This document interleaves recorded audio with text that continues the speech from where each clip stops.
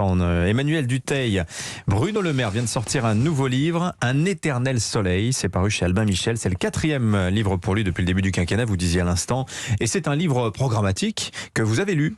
Oui, j'ai des soirées sympathiques. Ouais. J'ai commencé hier soir et le bilan et les regrets sont vite évacués au début du livre. Quelques pages comme ça où l'on peut lire côté bilan que l'une de ses fiertés, c'est la taxation des GAFA qui semblait impossible. Et même s'il insiste sur la force du collectif, on sent surtout dès le début sa volonté de dire « sans moi ». On n'aurait pas passé la crise de la même façon. Le Covid aurait pu signer l'arrêt de mort de pans entiers de notre économie. Il n'en a rien été.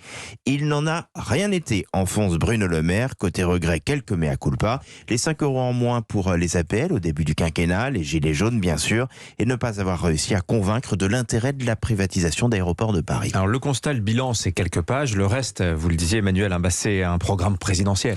Oui, lui qui s'est rêvé comme président à l'occasion de la calamiteuse campagne des primaires de la droite en 2016, aborde tous ces sujets de prédilection qu'il réservait jusque-là plutôt hors micro, notamment à nous les journalistes. On va prendre un chapitre, le premier, vous allez dire que j'ai pas eu le courage d'aller plus loin, j'ai tout lu, mais le premier est quand même assez drôle, où il affirme que nous sommes au bord de la crise de régime. Et pour s'en sortir, il faut réformer, selon lui, nos institutions. Et il y a beaucoup de propositions, des grandes idées, des idées recyclées mais non appliquées, et des mesures qui peuvent paraître plus anecdotiques. Alors je vais vous en donner quelques-unes. Il appelle par exemple à un président fort, des parlementaires moins nombreux mais plus puissants. Il est souvent impressionné par les équipes des élus américains, par exemple, des décisions plus rapides et plus efficaces. Alors ça, c'est sûrement la fin de mandat qui explique ça, mais il en peut plus des semaines passées à l'Assemblée et au Sénat pour défendre un budget qui finalement bougera assez peu. Il veut une meilleure association des citoyens. Il propose que si 100 000 Français le souhaitent, ils puissent déposer un amendement à une loi en cours d'examen. Il veut aussi moins de ministres. Bon là, il a de l'expérience en la matière. Il est dans un gouvernement pléthorique de plus de 40 membres. Il veut aussi que les ministres quittent les palais de la République pour être dans des locaux plus adaptés. Un conseil des ministres amené à 1 heure et il propose de le programmer lundi plutôt que le mercredi. C'est vrai que comme ça coupe sûrement moins la semaine. Il appelle aussi de ses voeux une réforme du Conseil constitutionnel avec des vrais professionnels du droit et moins de politique. Bon, le ministre de l'économie, que dit-il de l'économie justement? C'est quand même l'énorme partie du livre. Il a une certitude, la France est un grand pays et peut le rester. Il croit à la reconquête industrielle grâce à l'innovation, notamment à la formation.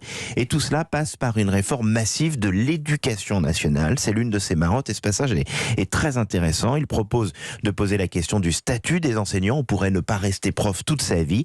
Une plus grande autonomie pédagogique et de recrutement des établissements scolaires, plus de moyens pour les quartiers difficiles avec un dédoublement de toutes les classes. Un moyen de lutter contre les inégalités sociales, là aussi c'est très présent dans le livre, et de redonner de la valeur à la notion de travail, il vient quand même de la droite, un travail qui doit mieux rémunérer, propose-t-il, et au-delà de l'économie, tout est abordé, l'immigration, l'autorité. Alors qu'est-ce que l'on retient au final en conclusion? Alors déjà, moi la première chose que je me suis demandé en le lisant hier soir, c'est comment lui, il trouve le temps d'écrire autant en pleine crise économique. Mais j'ai eu très très vite la réponse à la lecture de son livre. Il veut absolument laisser une trace de ce qu'il a fait et il veut peser dans cette campagne présidentielle. C'est un livre qui a vocation d'être un marqueur pour lui. Les ventes seront sûrement anecdotiques, mais l'important n'est pas là. Il veut se positionner pour demain, être finalement une sorte de l'éternel soleil. Le titre de son ouvrage précisément. Voilà. Merci Emmanuel Dutheil.